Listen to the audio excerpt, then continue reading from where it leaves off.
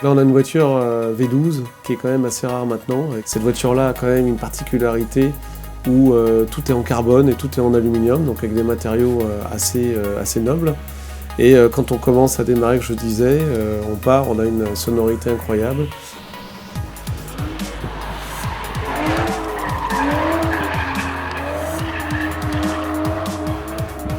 On part sur le circuit de Bugatti pour essayer de faire un temps. Alors là, par contre, on s'aperçoit tout de suite que l'auto est lourde. On a une voiture qui fait 1,8 tonnes.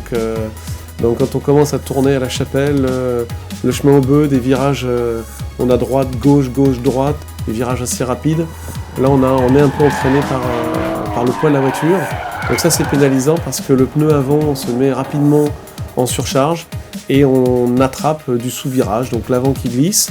Et on est obligé de patienter sur les points de corde pour ressortir du virage. Alors par contre, quand vous ressortez du virage, là, on a tout le moteur qui sort son couple. Et c'est vrai que c'est assez impressionnant. On a une voiture qui est sous-vire en entrée, qui est plutôt survireuse en sortie, du fait que vous avez quand même plus de 500 chevaux qui poussent derrière. Ça fait une voiture assez performante dans le sens des sensations. Alors ensuite, en termes d'assises, de maniement de voiture, ça reste une voiture très bien faite, très bien conçue.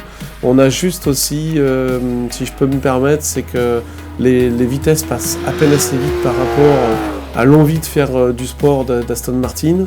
Et c'est vrai que les montées ou les descentes sont relativement longs par rapport à la concurrence. Je pense qu'en termes de circuit, là on fait un chrono d'une 55, c'est pas mal par rapport à sa catégorie, par rapport à son poids. On pourrait en demander un petit peu plus d'Aston Martin. Mais globalement, Aston Martin, c'est pas une voiture d'usage pour le circuit.